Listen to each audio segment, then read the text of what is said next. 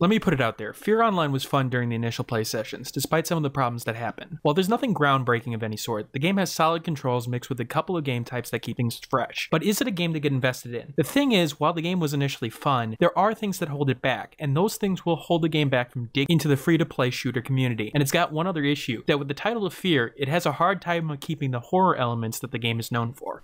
I'm going to focus mainly on gameplay here, but let's get this out of the way. The game is using the original F.E.A.R 2 engine, or at least based off of it. F.E.A.R 2 is about 5 years old. In fact, there's an interesting way I can prove that. For my PC gaming, I use a Logitech G510 series keyboard. It's got an LED display. For certain games, that screen is unique to the game, showing health, ammo, information, and etc. This is also true when I'm using fraps. I see the frame rate there. Well, guess what it says?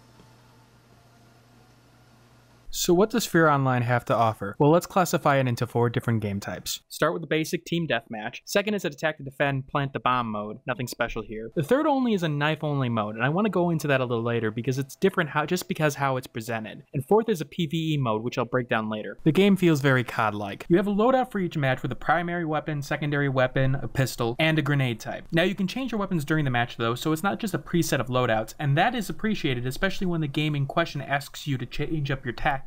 So what's interesting about this one? Well, one thing that is a bit different revolves around health. 2 typical health patterns are present in first-person shooters nowadays: regenerating health and health kits. Well, that's not the case in F.E.A.R Online, at least in the PvP mode. While there are some perks that will let you change things up a tiny bit under specific circumstances, you don't regenerate health, and you won't find health on the map. This definitely changes strategy, as going in guns a-blazing will mean that you will take damage that you won't get back. Every hit you take you will regret, and I like that mix-up. It means you're going to die a bunch, but you're back up and ready to go relatively quickly if you die, so it didn't really play as a negative to me. In fact, it made things a little bit fresher. Sure, you could still do well without dying, but I like the punishment aspect for any hit. The maps are reasonable. There's a handful of maps, but they're reasonably varied. A lot of people take to camping a lane or choke points in almost all of them though. Don't. Here's the thing. A lot of the maps have alternate paths that people never take, and you can always get a jump on them. This is more so in F.E.A.R Online than any other shooter I've played in a recent memory. The maps are deceptive. It seems like it's a sniper's dream, but then you look at it more and realize it's not necessarily the case. But it's followed up with a negative: spawn points. Your team always spawns in the same place, and while you have some invincibility, that means that spawn camping can happen. As people learn the maps more and more, this is going to become a bigger and bigger problem, hence my concern about the longevity of this game. What's also interesting is how getting hit is handled in this game. Bullets that hit you have an impact to them. You'll slow to a crawl when hit. This is something that I'm still needing to get used to, and I can't say that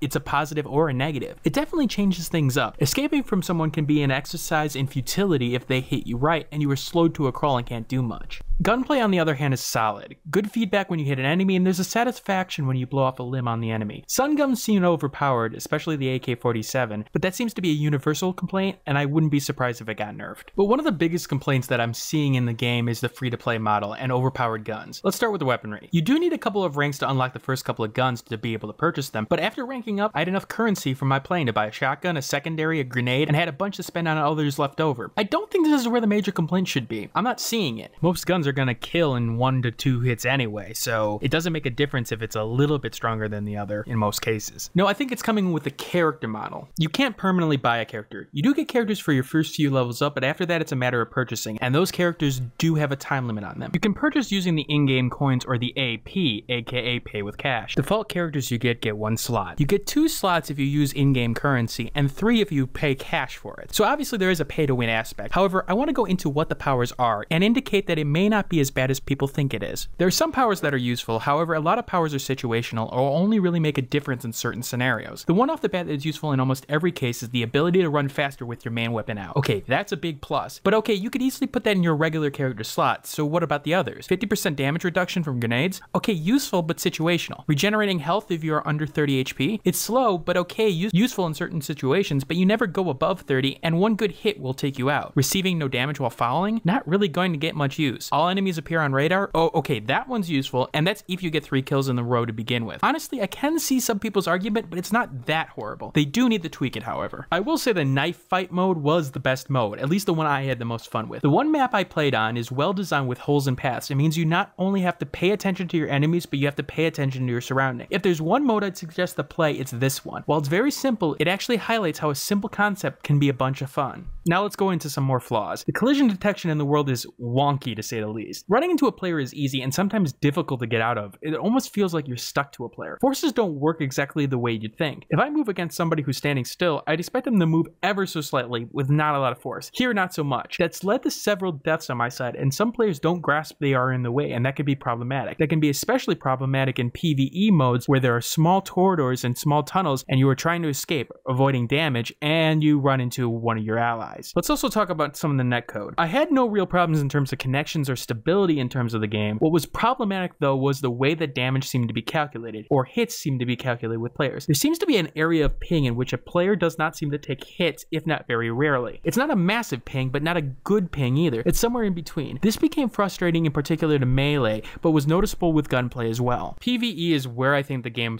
not only struggled with, it downright tripped and hung itself on. I tried a couple scenarios, but after several attempts it became clear that there seems to be balance issues in favor of the enemy AI, at least from what I see here. The problem is that with a 4-player team and the waves it threw at you, you went down rather quickly, and there was no real way of dealing with it. Once one person went down, the team tried to get that other person back up, and in rare occasions they were able to do so, but everyone was down in a matter of moments. I think that it really needs help. Although there may have been new players involved, certain choke points and enemy accuracy made it very difficult. A mission of a firestorm ramped up unbelievably, having a group of enemy soldiers on the other side with reasonable aim while having a firewall chasing you behind you. There was no way you weren't going to drop, and this was the easy mode supposedly. I'm just trying to figure out where the balance here is. It's clear to me that when it comes to PvE, fear should be avoided at all costs. Finally, I want to talk about the horror element. In PvE, there's a little bit of it, but again, I want you to avoid it at all costs. It isn't worth your time. However, in the PvP mode, there is no horror element. The problem with this game is that its title, F.E.A.R, doesn't really exist. It shows up in certain portions. When you're low on health, you start hearing children whisper to you, for example. It's few and far between. So what is my final verdict on the game? Well, I did enjoy the PvP portion that I played, even though it wasn't anything special, and I did especially like the knife portion of it. I would at least try that. Other than that, the PvE is horrible, and I would avoid it altogether.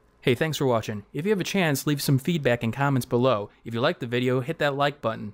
And if you want more content like this, hit that subscribe button.